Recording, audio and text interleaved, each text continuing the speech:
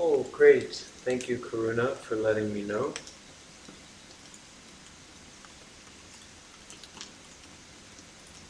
Hi there, Francie, in the Discord. Go ahead and make an announcement that we are live.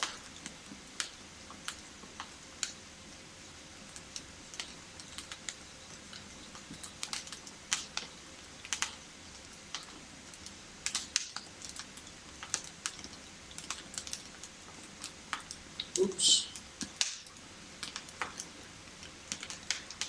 Move everybody over there.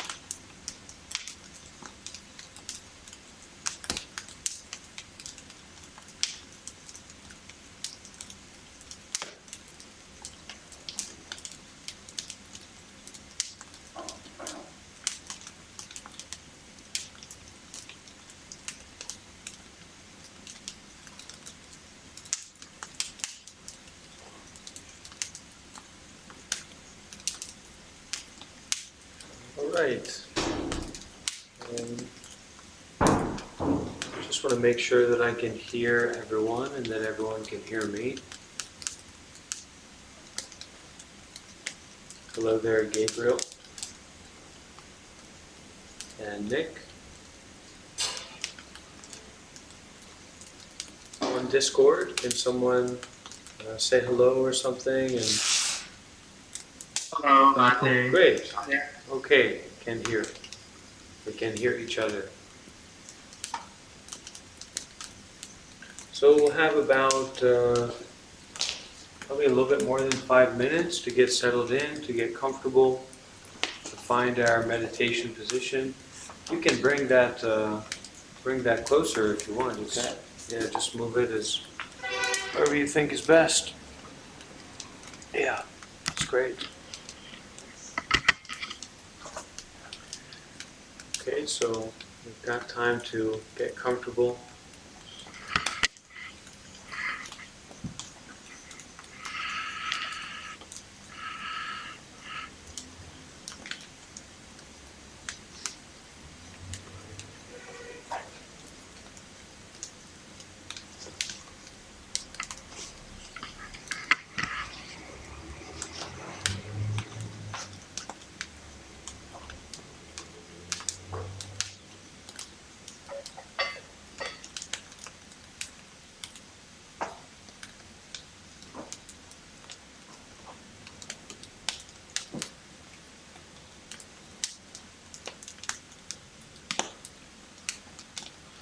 Gabriel, are you joining for the first time? Anyone joining for the first time?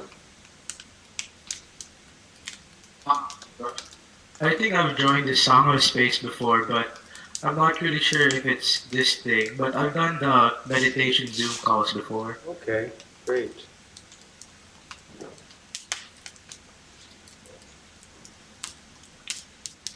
Right, welcome to Aradia, Anushka, Anna. Yeah, right.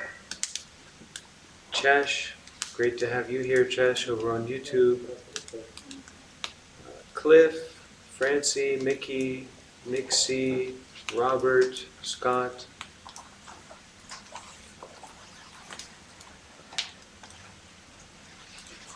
Anna, Sophia, hi there.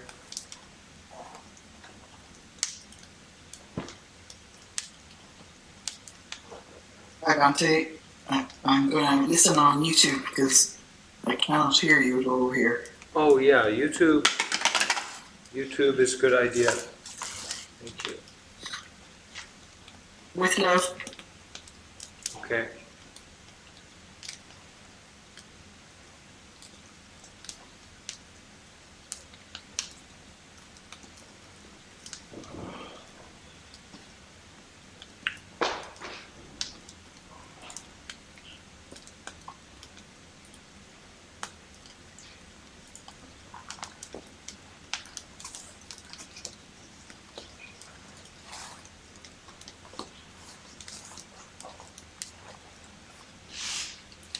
Hey there, Maximiliano. Welcome.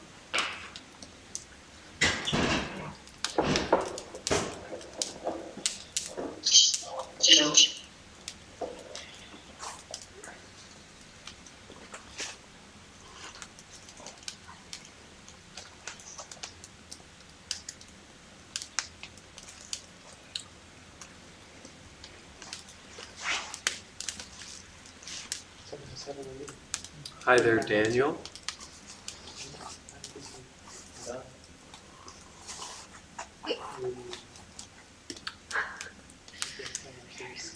So we're just settling in. We haven't gotten started yet. Hi there, Kim.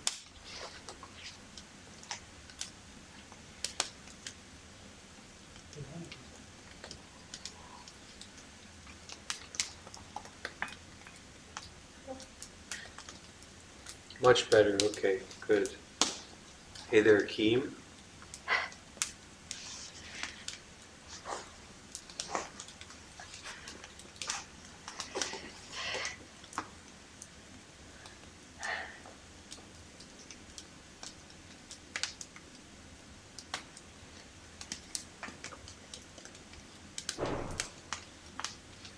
Hello, Asari.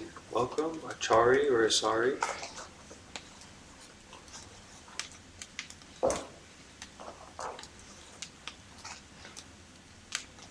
And Abi. Hello, Abi. Welcome.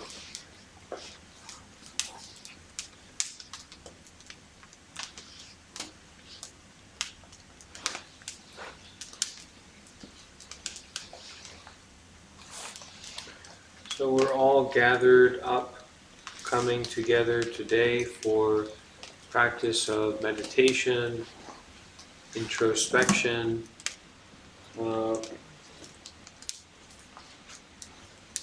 to develop our wisdom, to develop our peace in a very concrete, direct way. And hi there, Sila. So that is why we are coming together, and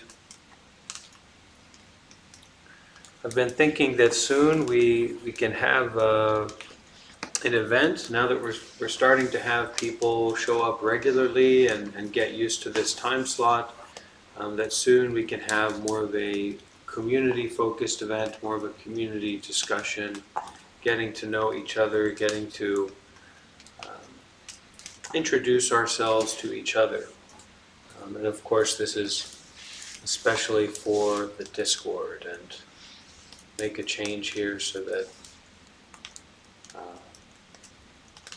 people on YouTube can see we're gathered on Discord as well. Oh my goodness, my camera is not on in Discord.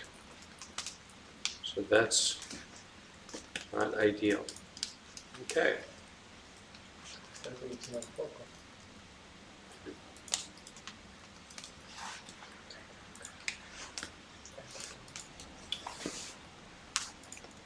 All right, wonderful. So we will start today with some meditation to gather up our attention, to gather up our mind, to bring our mind home to the body at this moment.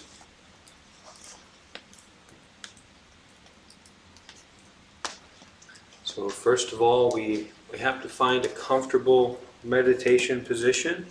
And it's very important that right off the bat we do get comfortable. If we start our meditation in this uncomfortable, awkward, kind of painful position, we're not really giving ourselves a chance to practice, to relax. Really at the heart of all of our meditation practices is this relaxing, calming, peacifying our mind and body. So we have to start with the mind and body being comfortable, not being in a state of pain or stress. Hey there, Katal.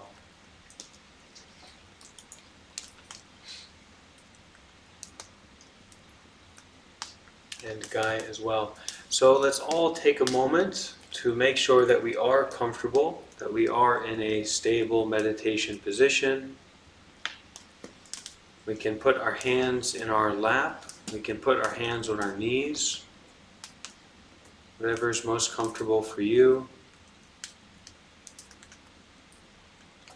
Closing the eyes and starting to take a few deep breaths.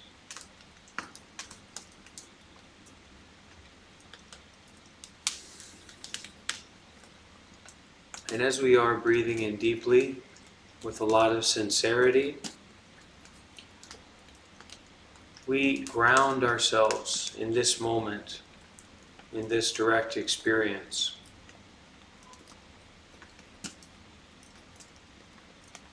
Where did we come from? Where are we going? Who's to say? But at this moment, being here. Breathing deeply and becoming more and more aware of the presence of the body. We might not feel the body as a whole or have this kind of special experience of the body, but becoming aware of the body sitting here, being here at this moment.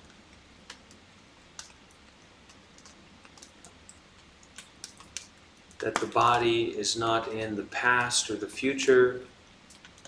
The body is not playing along with some story about ourselves or our relationships with other people. But as we are breathing in deeply, bringing the mind home to the body, becoming fully aware of the body being here in the present.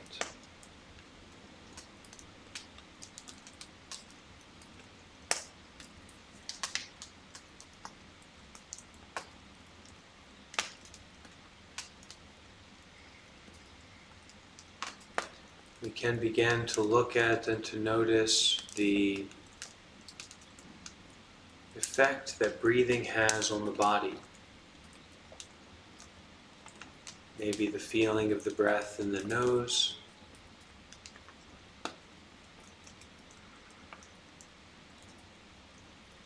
or the feeling of the breath in the chest or the stomach.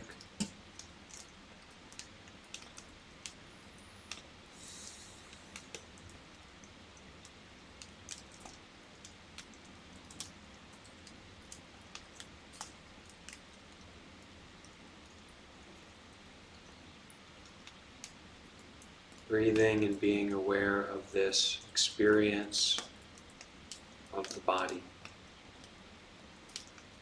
This experience of the effect that breathing has on the body.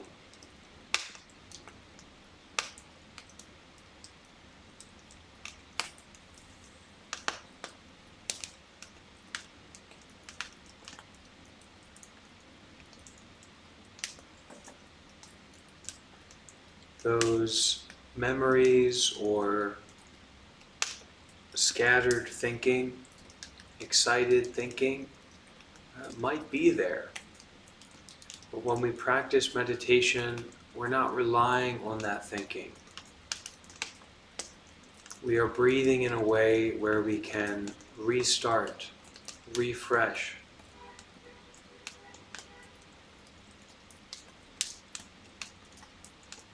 Coming home to the awareness of the body and the noticing of that thinking rather than the content of it.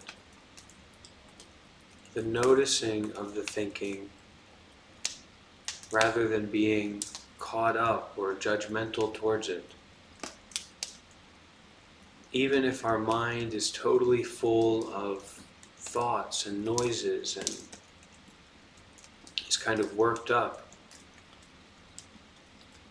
we can still breathe deeply and be aware of the body sitting still.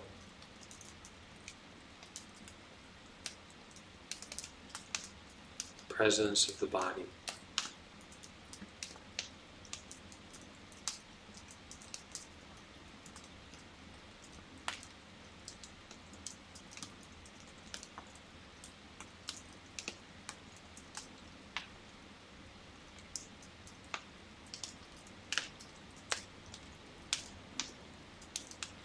we can connect with a freshness, a newness, a presentness of each and every breath that we take. We're not breathing in the past, breathing in the future, but the breath is happening right now, cutting through thinking, stress, any emotions that are coming up, just this freshness of the breath.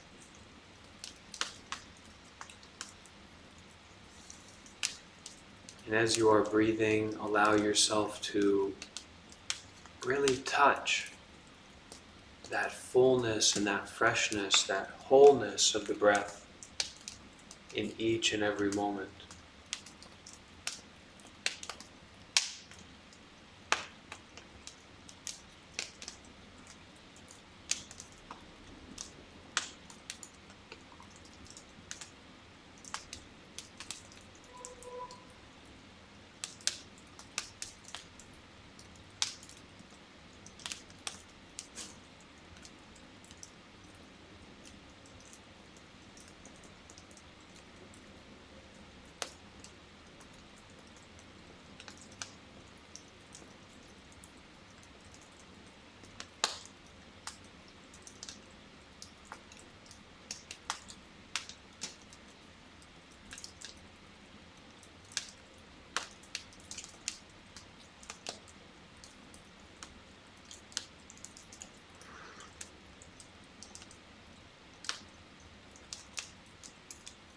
We so often get bogged down, kind of stuck in the swamp of our judgments, of these stories that we're telling ourselves all day.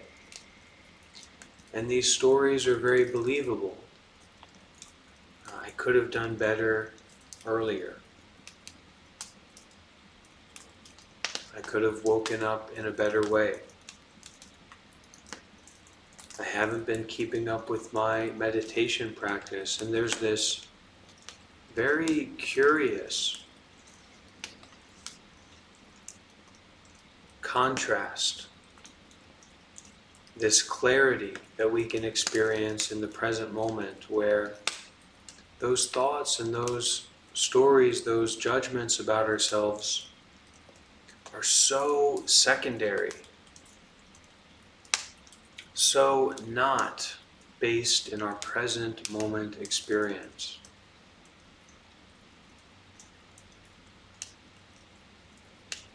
With each and every breath, we can go deeper and deeper into this aliveness, this freshness, and this awareness, without any judgments, without any goal, no past, no future.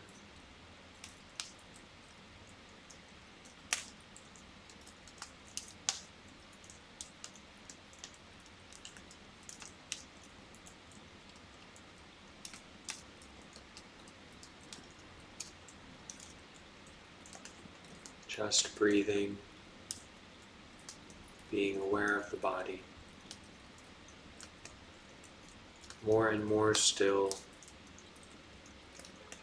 more and more calm, more and more aware.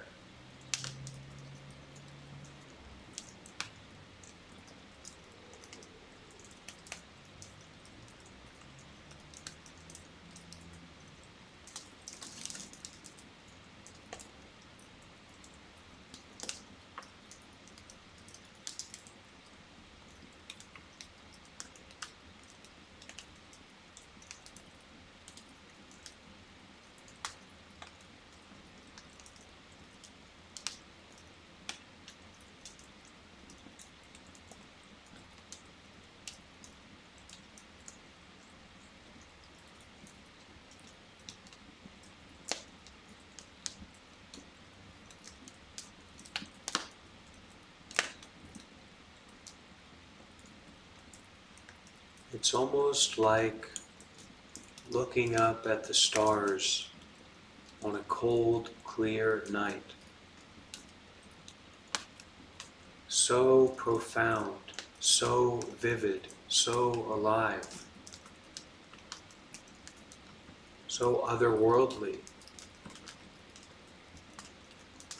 And yet we can so easily look away.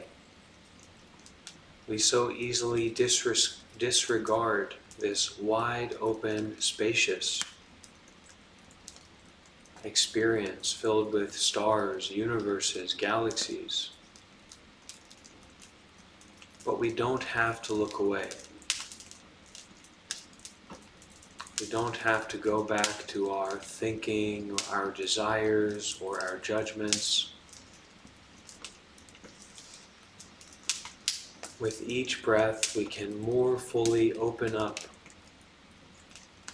to this wide open stargazing.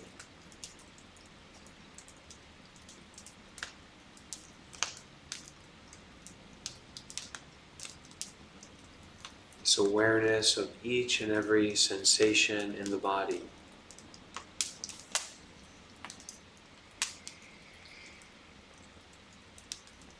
Awareness of each and every sensation of the breath.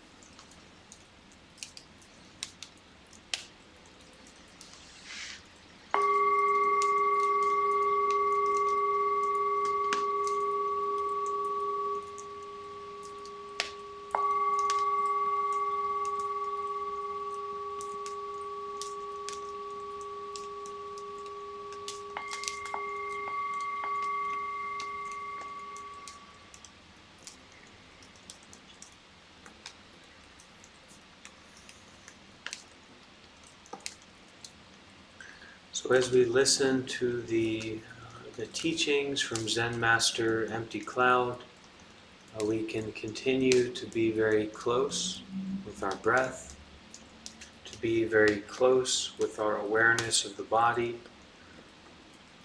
and we can listen to these teachings as a meditation.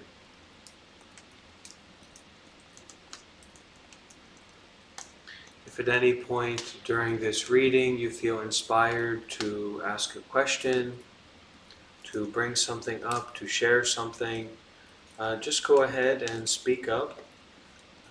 Raise your hand in some way, and you can share. You can ask a question or share something. So we will continue with our reading on this fourth prerequisite for walking the path of enlightenment. This fourth prerequisite is being resolute in our determination to succeed in whichever method we have chosen. Please let me warn you about the folly of jumping around from method to method. Think of the Dharma as a mountain you must climb.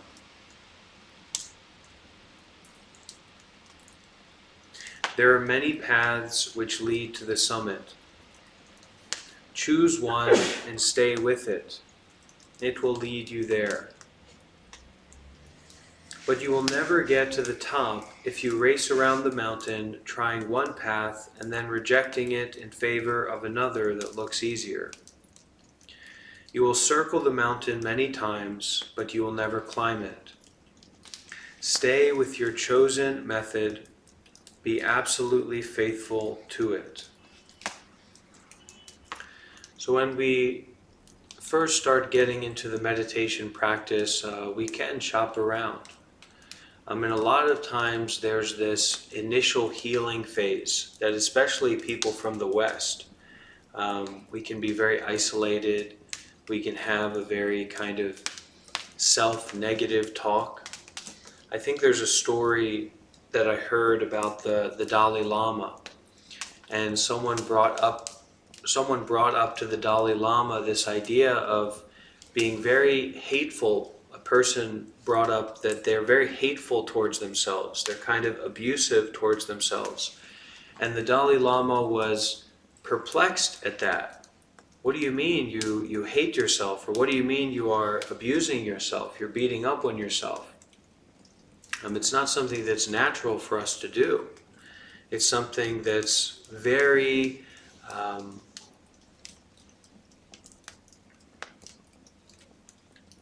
anti-intuitive, to be our own enemy. So a lot of times people who get into meditation and get into Buddhism, they're dealing with a lot of suffering. I know I was at the beginning. And I can remember one time when I was first really getting heavy into meditation practice, living at a temple and attending retreats. And there was a point where my single method became too intense. It became too sharp. My concentration was just led me to a point of instability.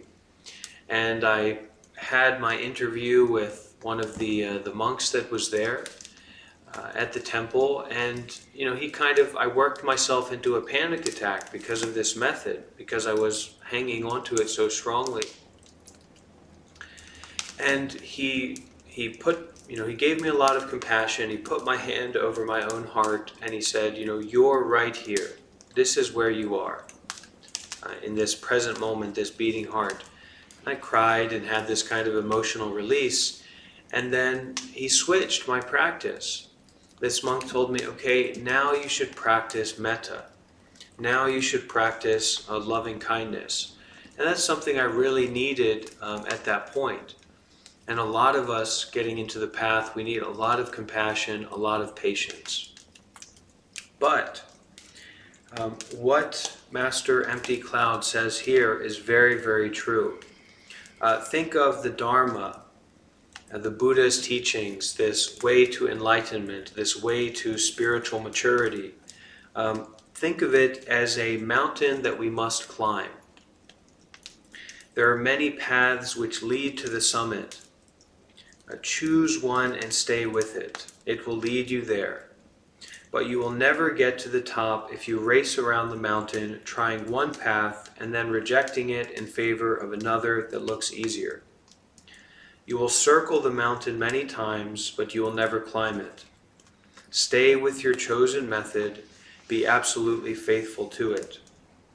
So at the very beginning, we're deciding if we have any interest in this mountain.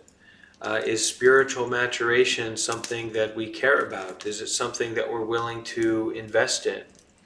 Is it something that we are willing to get involved with? And then once we choose that, I do want to walk this path, I do want to develop myself spiritually, I want to develop my heart, I want to develop my wisdom, we make that choice that we want to climb the mountain. And then we're kind of checking it out. We do circle it a few times. We do take a look at a few different paths, a few different styles. And it might not even be in the realm of Buddhism.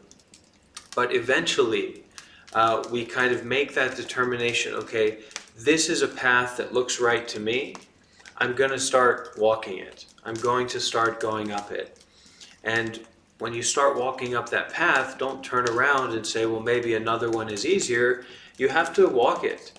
You have to go up a while. And sometimes maybe you'll get a little bit up the mountain and you find out that, I actually do need to change a path.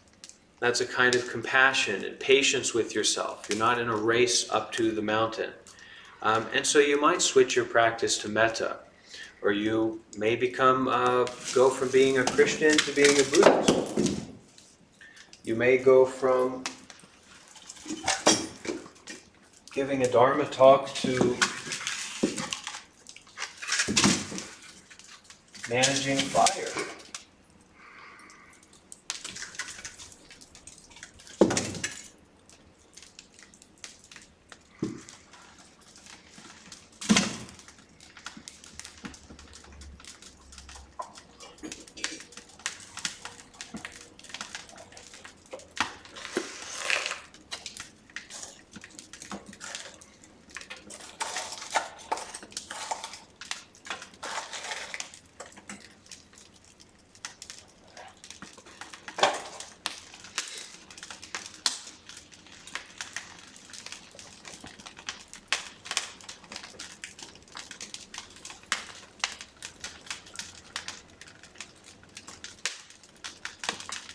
But once you find a meditation method, practice it, pursue it, and keep it simple. It's very complicated, it's very confusing when we're jumping around from method to method. So stay with your chosen method, be absolutely faithful to it. Especially when we're doing a meditation session, so we choose that we're going to sit down for 5 minutes or 10 minutes or 15 minutes or something like that. For that period of time, you sit down and you practice that one method. And that method for you might be starting with loving kindness and then moving into a more focused mindfulness meditation method.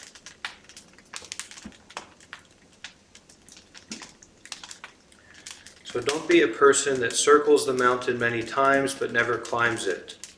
Stay with your chosen method. Be absolutely faithful to it. And here, specifically, Master Empty Cloud is going to be talking about reaching the summit, attaining ultimate enlightenment. You know, he's not talking about making a little bit of progress. But if you do pick a particular method and stay with it for a period of time, at least you'll get up the mountain a little bit. And your view, you can have a nice view, and that'll impact you, can support you to keep going on the path. In Chan, in Zen, we always tell stories about purchased devils. One particular story is very appropriate here. One day, a fellow was strolling through the marketplace when he came to a stall that said, "For sale, first-class devils." Of course, the man was intrigued. Wouldn't you be? I would. "Let me see one of these devils," he said to the merchant.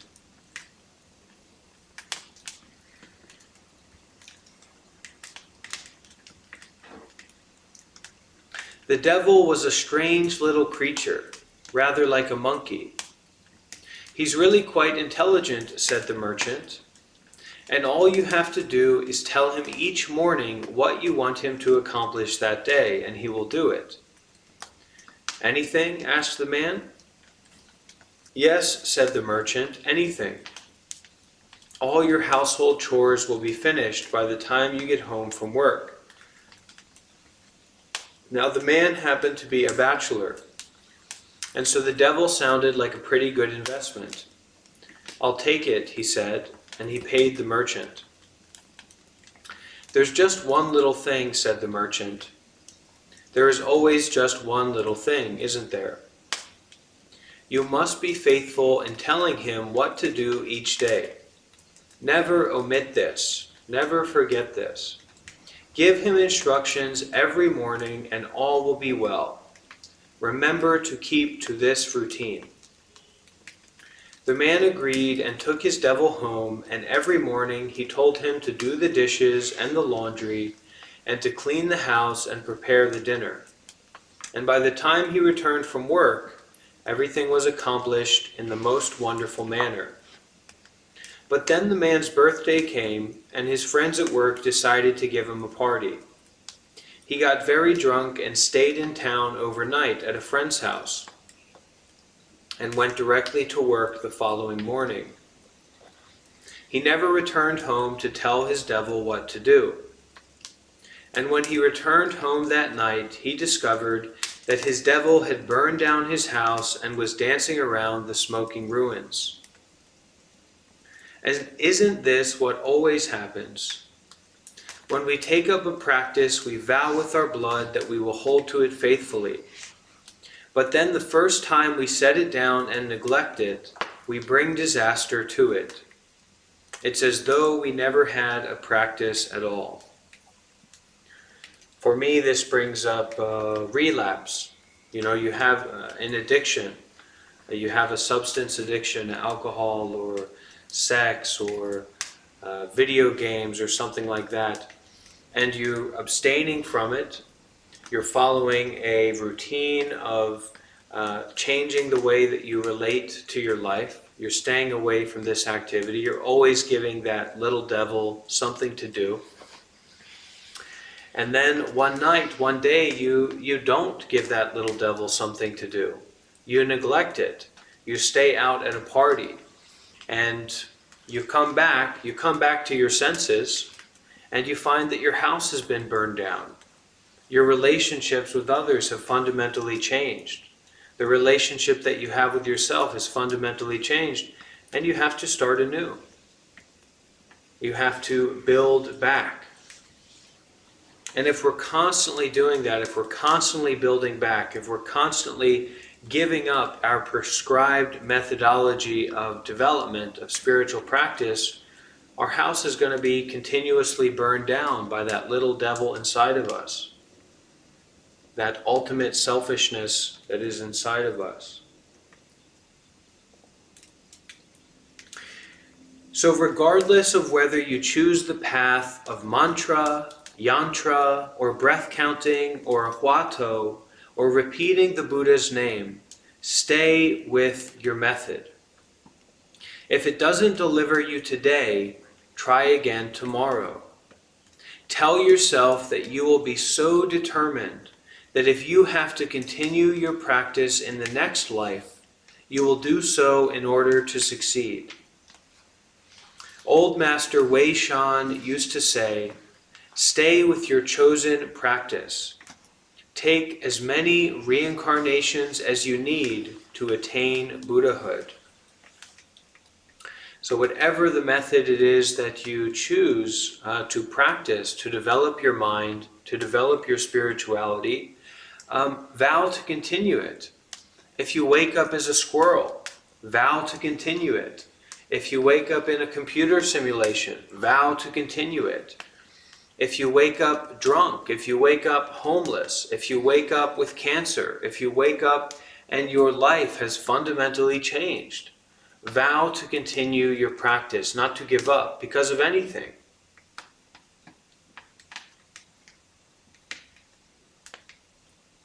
I know it's easy to become discouraged when we think we are not making progress. We try and try, but when enlightenment doesn't come, we want to give up the struggle. Perseverance is itself an accomplishment. Be steadfast and patient. You are not alone in your struggle.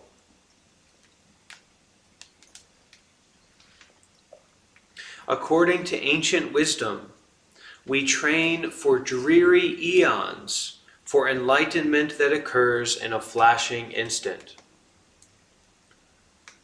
We train for dreary eons, years and years, decades and decades, hundreds of years, thousands of years, that we practice, that we train. And enlightenment occurs in a flashing instant. And what that brings up for me is, I have my vices, I have my bad habits, I have my bad ways, unskillful ways of relating to myself. And sometimes it can be so dreary and difficult to abstain from those quick-minded pleasures, those animalistic pleasures that are so accessible, whether that's alcohol or some drug or some video game or some person, some relationship with someone, some kind of sexual activity.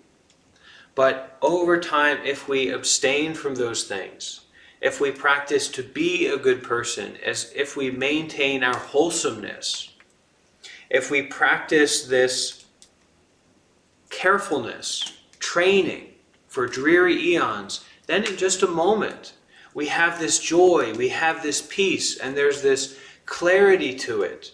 There's this freshness to it. There's this innocence to it that we don't get, that we don't experience if we're constantly just running around like animals trying to fuel our desires, right? Trying to meet our desires. We defile ourselves and we put ourselves in such a low position when we're not remembering that we have this practice, we're walking this path.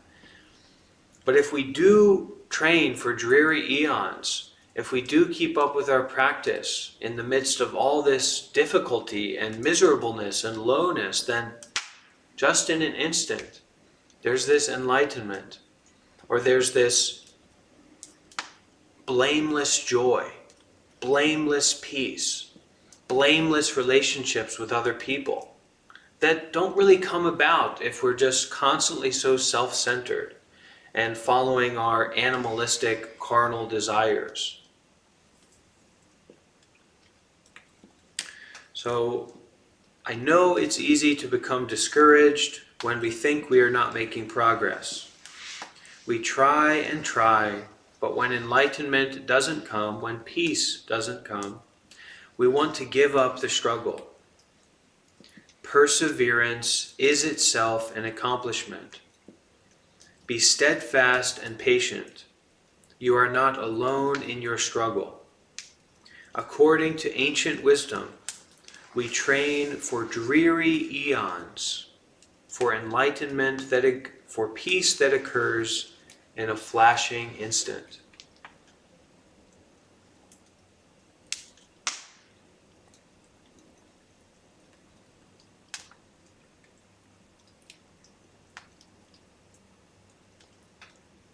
So we have reached the end of the second chapter, but I'll just read a little bit of this chapter 3, just a few paragraphs, because it seems that it will be nice. And then we'll go into our final meditation period together. So chapter 3, Gaining Enlightenment.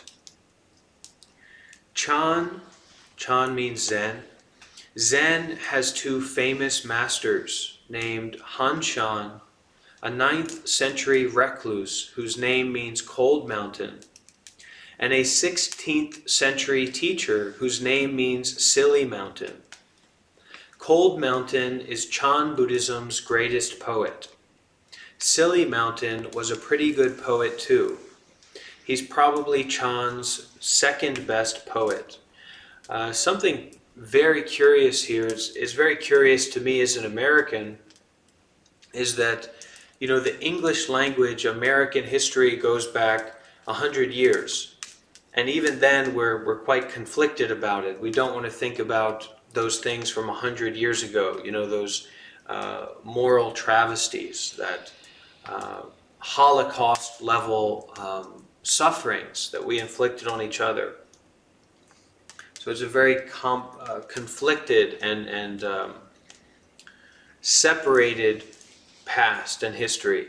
But here, specifically in China, where Buddhism just flourished for many thousands of years, many centuries, we're able to get these teachings and these words direct from the 9th century.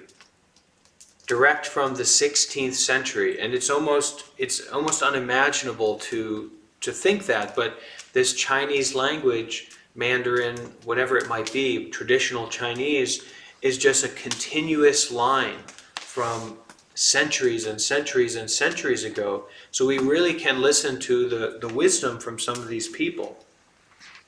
Cold Mountain and Silly Mountain. Cold Mountain appealed to nature to lead him to peace and understanding. In finding beauty in the natural world, he found beauty in himself. That's the way hermits operate. They look, they ponder, they convert loneliness into solitude. Silly Mountain transcended himself by working for others. He strove to help ordinary folks gain enlightenment. That is a little harder than surviving frost and hunger. Han Shan, Cold Mountain, said, "High on the mountain's peak, infinity in all directions. The solitary moon looks down from its midnight loft, admires its reflection in the icy pond. Shivering, I serenade the moon. No Chan in the verse, plenty in the melody." Han Shan, Silly Mountain, tried to put what couldn't be said into words everybody could understand. Put a fish on land and he will remember the ocean until he dies. Maybe it's a woman fish, maybe it's a non-binary fish. So put a fish on land and they will remember the ocean until they die. Put a bird in a cage, yet they will not forget the sky. Each remains homesick for their true home, the place where their nature has decreed that they should be. A person is born in the state of innocence. Their original nature is love and grace and purity. Yet they emigrate so casually, without even a thought of their old home. Is this not sadder than the fishes and the birds? We would all like to reflect the moon of enlightenment. We would all like to reflect the moon of ultimate peace.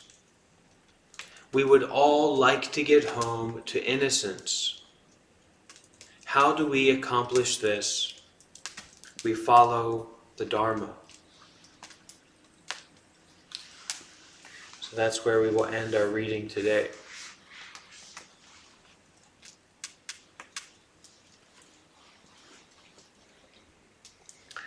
Let's take a moment to get comfortable. Find your meditation position.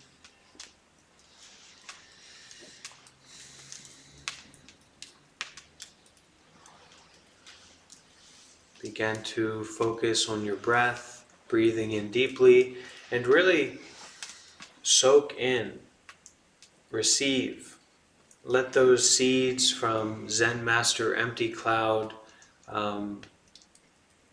go deeply into this soil of our freshness of mind, of our openness of mind.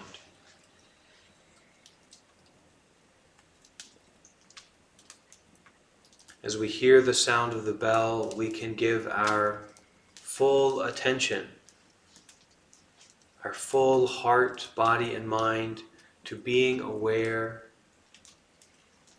of the present, to being aware of this natural state of innocence that is our true home.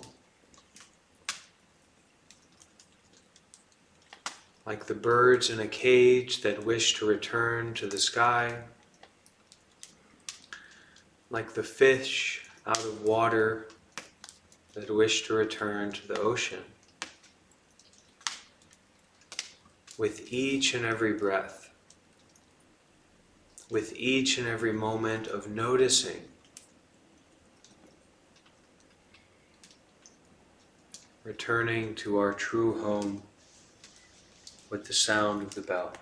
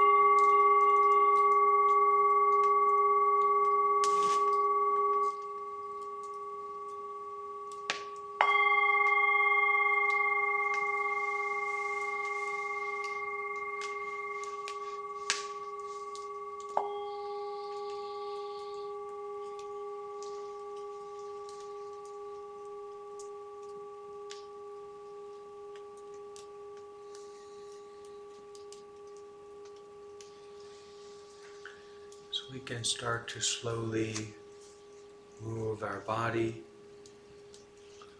We can massage our face and our head.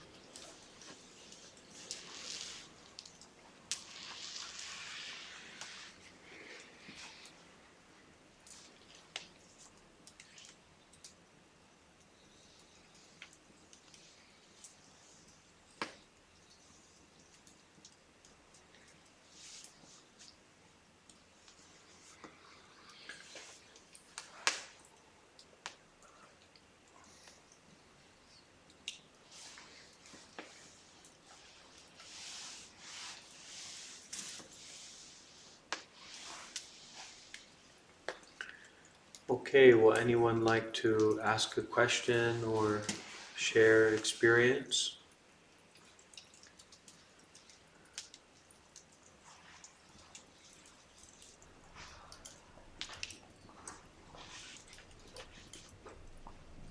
Yes, sir. Can I ask a question? Okay, go ahead. Um, like you mentioned in the reading, we have to stick to one way. I've been practicing meditation on and off for around 2 years, but that's in Vipassana meditation. Um, how should I go ahead with that? Like while we meditate, like we were doing, I was following Vipassana meditation technique. Is that okay if I keep on doing that, or should I switch it back to Zen? Well, it's up to you. If you are comfortable with Vipassana and you feel that that's a good method for you, then you can keep practicing that for sure. Keep going straight ahead. Because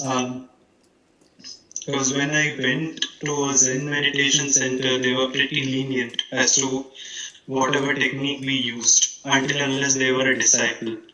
So we were told to follow the basic or whatever one wishes to follow. So that's what I did there as well, because I couldn't get a hold of koans, which they did, which the students did. I was interested in following the Zen practice also, like koans, but I was told by the teacher that I should stick to one. If I'm sticking to Vipassana, I should stick to that and don't go into koan. What should I do, sir? Like, please guide me regarding that.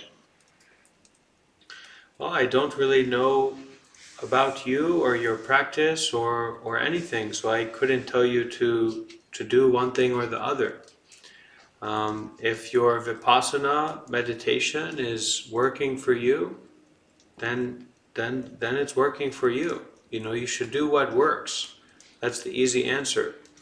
If you find that it's not particularly beneficial for you or something you want to continue, then you can try something else. That's the only thing I know actually, the Vipassana technique. I don't actually know how Zen meditation is carried out and how do we do it. So I'm just going with what I know. That's the. So if you want me to give you some advice, count your breath. Sit there and count each exhale up to 10, and then start back at 1. And if you get distracted, if you lose count, start back at 1. Practice like that for as long as you can. Okay. Thank you so much. Welcome. For Zen, it's just like you sharpening an axe, and then eventually your head will split open. But really, Zen is one of those methods that you need to be practicing with a teacher in a particular tradition, and I wouldn't be the person to really instruct in that. I can give you some resources, some references. If you go to the Get Started page here, you will find Sheng Yen steps to meditate. And also you will find Thich Nhat Hanh. Both of them are in the Zen tradition. And if you go to resources, you will also find some teachings in the Zen tradition. You will find Zen Mind, Beginner's Mind, and that's a good place to start as well. So keep at it. A Zen practitioner is a practitioner who's ready to walk through fire and flame and not rely on conceptual thinking.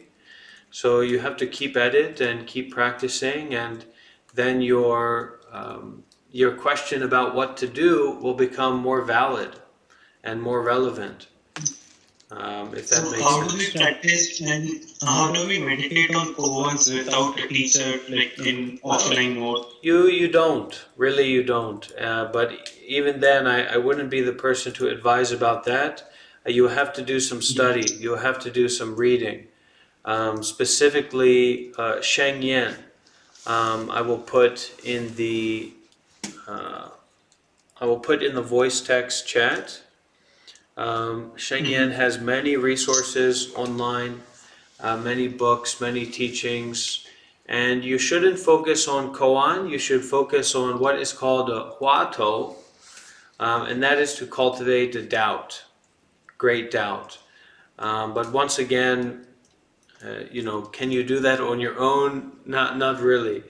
And I can't, that's right. yeah, and it's better that you focus on, like I said, I would advise you just counting your breath and sharpen your axe, and then you can do some study, you can get more involved, and you'll see where it goes.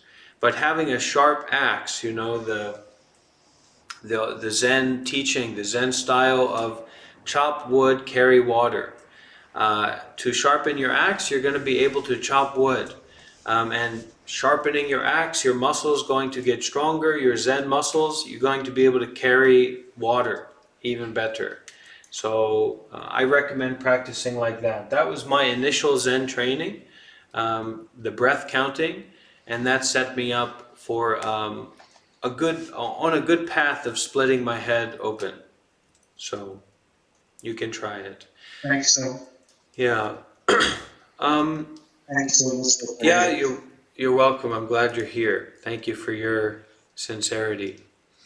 I see in the voice text, Dia is looking for a metta guided meditation.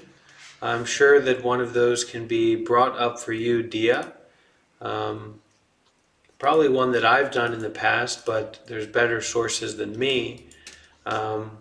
Let's just see. I'll do metta guided meditation on YouTube. Let's see what comes up here. All right, yeah, Tara Brock. Tara Brock is also very, very, very serious teacher. She's up there with Sharon Salzberg. So Avi gave a good one, and this will also be a good one. Maybe, I'm not sure which one is more ideal, but both of them are very, very good. You will be, these are the kind of people that Obama and I don't know who is a high status person is inviting to give them a talk, at Google or Facebook. They're inviting Tara Brock, they're inviting Sharon Salzberg. So these are really powerful sources for practice. So you can listen to that guided meditation. Anyone else have a question? Something to share?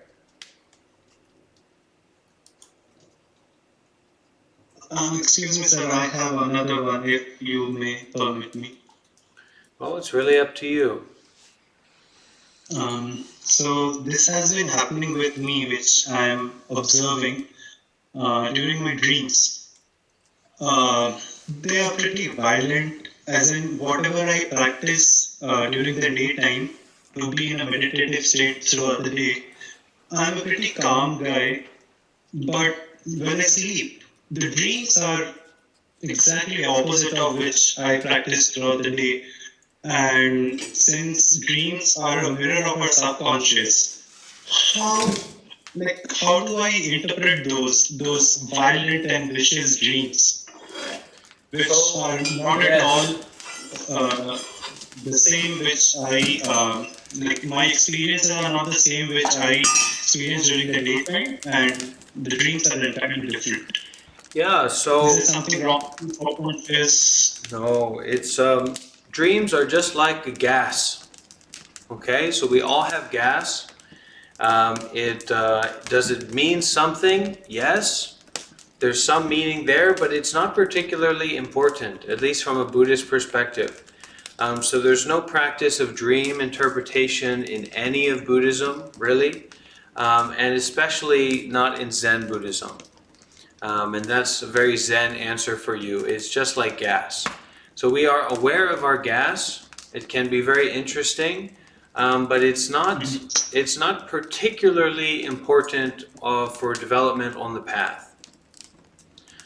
So you're aware of it, but don't look too much into it. It's just something that comes up, is experienced in a certain way, and it goes away.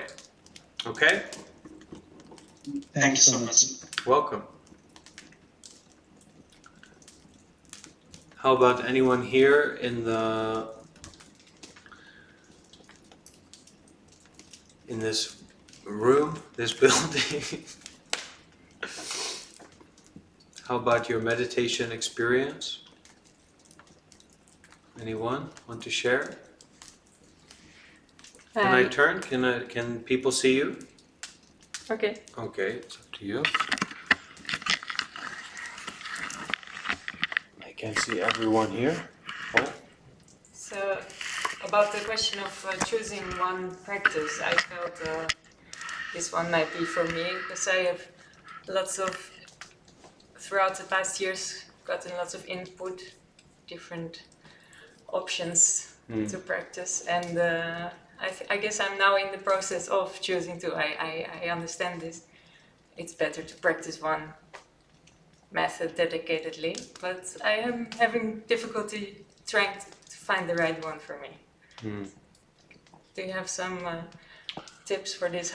How do you know? Yeah, how to find the right one for you? You just have to pick a path and start walking on it, and bring a diligence and a consistency to doing it.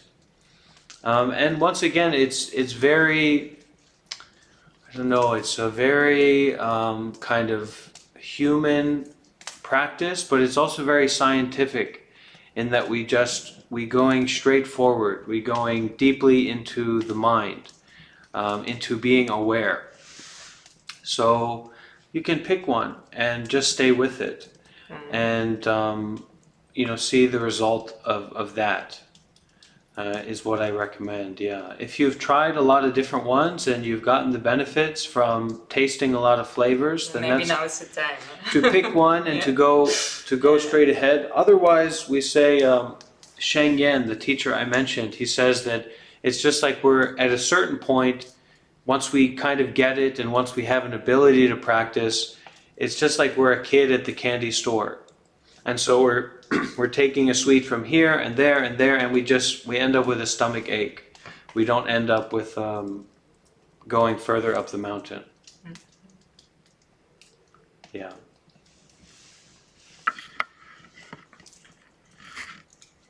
How about? Okay, fully enlightened. Good.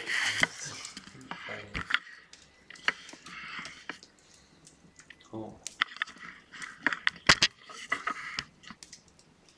All right, so it looks like that is all of our questions, comments, and sharing for today, for our 8 a.m., 2 p.m. New York Italian group meditation, New York time zone, Italian time zone.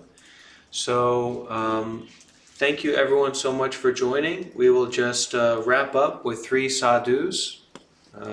To say excellent, good job, appreciating our own practice and our own kind of touching into innocence that we do here. So we can all chant together. Sadhu.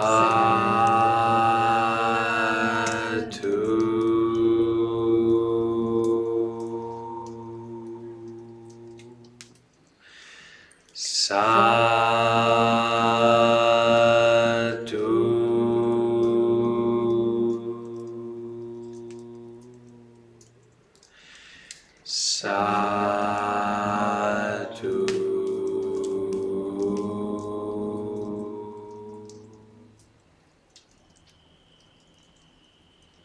Okay, thank you for being here, everyone. And we will have our next meditation in 5 hours from now, about 5 hours from now. So I hope to see you there. Thank you.